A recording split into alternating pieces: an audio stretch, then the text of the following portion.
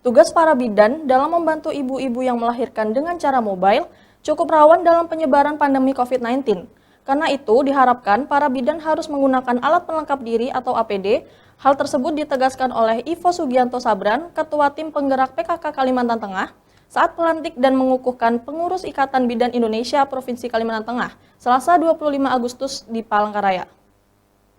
Ketua Tim Penggerak PKK Provinsi Kalimantan Tengah, Ipo Sugianto Sabran mengatakan sebagai organisasi profesi yang mempunyai tugas dalam membantu kelahiran bagi ibu-ibu yang hamil, para bidan dituntut untuk meningkatkan mutu pelayanan, sehingga diharapkan bayi yang lahir dalam keadaan sehat. Selain itu, kata Ipo Sugianto Sabran dalam sambutannya saat melantik dan mengukuhkan pengurus Ikatan Bidan Indonesia atau IBI Kalimantan Tengah masa bakti 2018-2023 di Aula Jayang Tingang, kantor Gubernur Kalimantan Tengah, tantangan para bidan adalah bagaimana anak-anak yang lahir terhindar dari stunting atau pertumbuhan pendek.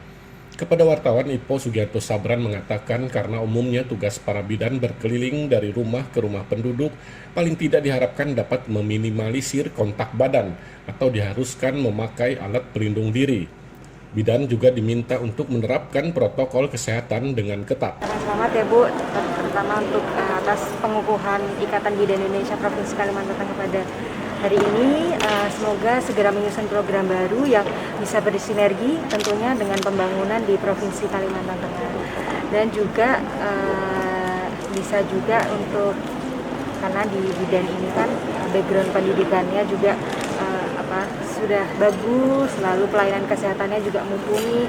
Saya juga berharap bisa sama-sama kita berkontribusi dalam penurunan angka stunting di Provinsi Kalimantan Tengah. Karena kan bidan-bidan ini juga sebagai penyuluh juga ikut mensosialisasikan, mengedukasi juga para ibu hamil untuk senantiasa menjaga asupan gizi bagi tidak hanya dirinya, bayinya juga, setelah lahir juga, supaya nanti sumber daya manusia di Kalimantan Tengah ini bisa lebih berkualitas dan tadi bersama-sama kita menurunkan angka stunting. Hal senada dikatakan Hajah Norhan Mahdat, Ketua Ikatan Bidan Indonesia Provinsi Kalimantan Tengah. Menurutnya, selain harus menerapkan protokol kesehatan, yakni dengan selalu memakai alat pelindung diri, yang pasti bidan mempersiapkan sumber daya manusia untuk Kalimantan Tengah berkah. Sesuai dengan standar kesehatan. Yang selanjutnya kami selalu berharap teman-teman setiap memberikan pelayanan itu tetap APD, tetap dijaga. Karena apapun alasannya kita tidak tahu yang dilayani atau yang melayani yang berpotensi terjadi COVID. Mungkin itu yang secara garis besar. Yang pastinya bidan mempersiapkan sumber daya manusia untuk Kalimantan Tengah berkah. Amin.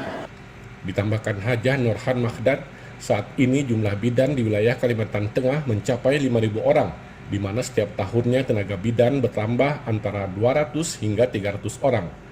Acara pengukuhan dan pelantikan pengurus IBI Provinsi Kalimantan Tengah masa bakti 2018-2023 yang dirangkai dengan seminar profesi kebidanan selama 2 hari tersebut dilaksanakan secara virtual, di mana sekitar 200 pesertanya mengikuti kegiatan ini di Hotel Bahalap Palangkaraya.